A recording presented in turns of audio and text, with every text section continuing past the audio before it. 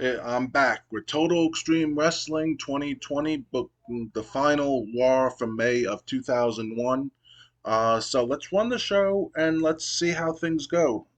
This is the War after Judgment Day 2001. In an abysmal pre-show match, Nelson Knight defeated Apocalypse by pinfall with a big splash. This got a 15.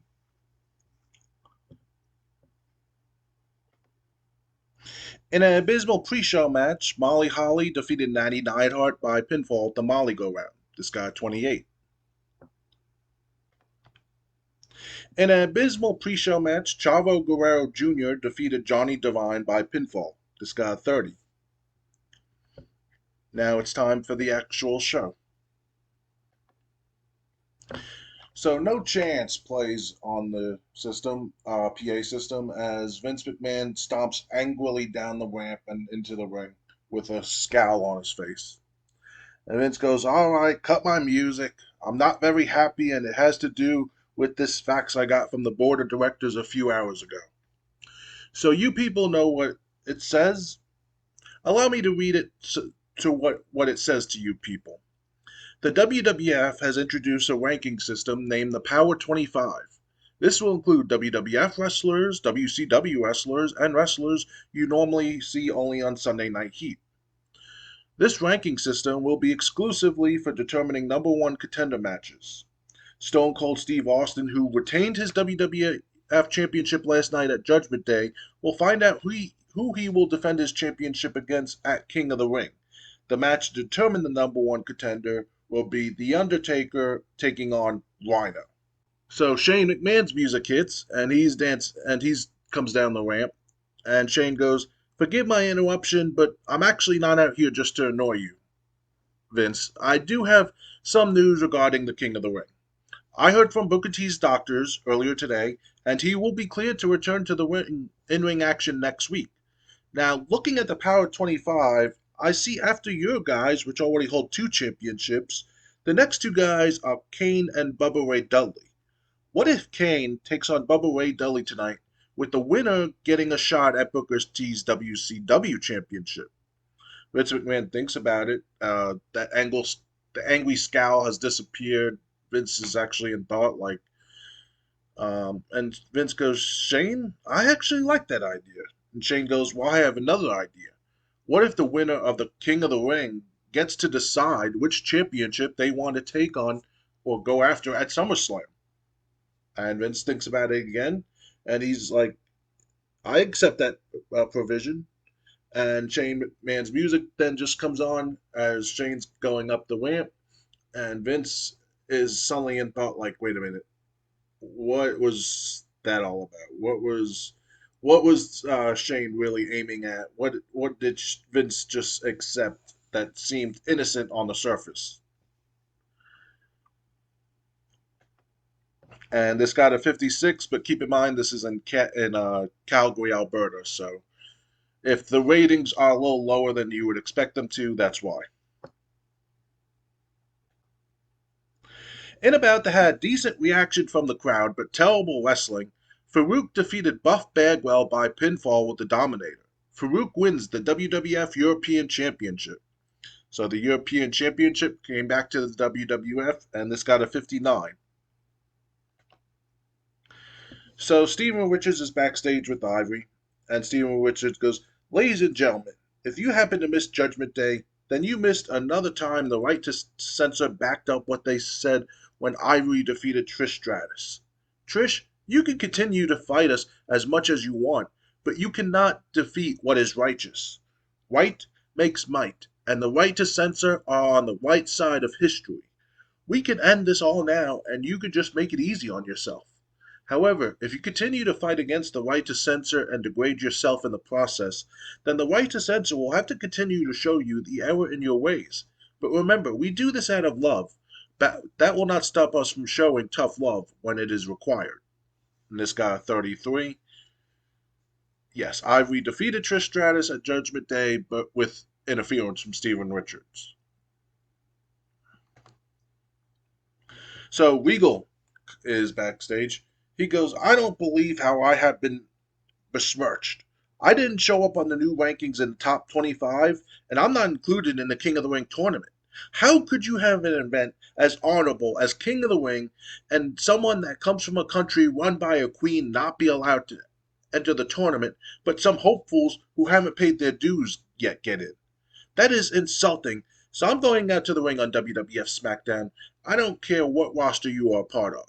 It could be the WWF roster or the WCW roster, but I will be issuing an open challenge to show what a mistake it is not to include me in this year's King of the Ring tournament. And this got a 45. In a poor match, Chris Jericho defeated Jerry Lynn by pinfall with the Lion Salt. This got a 70. So Johnny the Bull comes out to the ring and he goes, "Let me be honest with you guys for a minute. The wrestling business is a very hard business to be successful in, and if you don't make an impact while you are young, you won't be around in the business when you are older." So I went back there and I found a veteran who was willing to share his expertise and help me make a name for myself. This veteran has agreed to guide me the right way in my career so I can make a name that you won't simply forget 5 minutes later. So my new manager is Mick Foley. Mick Foley's music comes out, and he comes out wearing, I guess, like a suit jacket, but like still normal pants that he would wear. And Mick Foley goes, "What's up, Alberta, Canada?" And he goes, "I tried a few weeks ago to share my knowledge with WCW wrestler Canyon, and he won the hardcore title. While some of you may not agree with it, he won the title within the confines of the rules, and he made an impact himself. However, now Canyon seems to have an issue with me. But this young talent wants my help, and I'm willing to share my expertise with anyone who asks. Now, I'm not involved in WWF versus WCW, but I am here for anyone who values my advice and takes it from either side." So that's, yeah, Mick Foley is now the manager of Johnny the Bull Stamboli. Johnny the Bull performed poorly, and Mick Foley came across well. And this got a 49. In a good match, the two-man power trip defeated the Hardy Boys when Triple H pinned Jeff Hardy with an ace crusher. The two-man power trip successfully defended the tag team titles. In terms of in-ring work, Stone Cold was head and shoulders above everyone else. This got a 63. The Hardys showed excellent chemistry teaming together. Jeff Hardy and Lita have great chemistry, and Triple H and Stephanie have great chemistry. So the Hardy Boys, they won at Judgment Day. They won a tag team title match, but they weren't able to defeat Stone Cold, Steve Austin, and Triple H. Kurt Angle is backstage, and Kurt Angle goes, "Once again, it's time for the King of the Ring, and what happened last year will happen again this year. I will not only win the tournament this year, but become the first man to ever win the King of the Ring in 2 consecutive years. I'm happy the board of directors wants WCW and the guys from Sunday Night Heat in this tournament, because that means I get to prove myself against the very best in this entire company, and when I take the crown for the second time this year, there will be nothing anyone can say when I take my throne again and ride it to a world title match at SummerSlam. Which world champion will your Olympic hero face? That will be determined when we see who the champions will be heading into SummerSlam. But tonight, that road starts for your Olympic hero with Rikishi." So this guy's 66. Kurt Angle was a real star. He did a masterful job. He got the crowd hotter. So yeah, Kurt Angle's in the tournament, and his first round, his qualifying round opponent is Rikishi. In a good match, Kurt Angle defeated Rikishi by pinfall with an angle slam. This guy's 73. Uh, Rikishi and Kurt Angle have great chemistry, and the performance of Kurt Angle stood out as being good.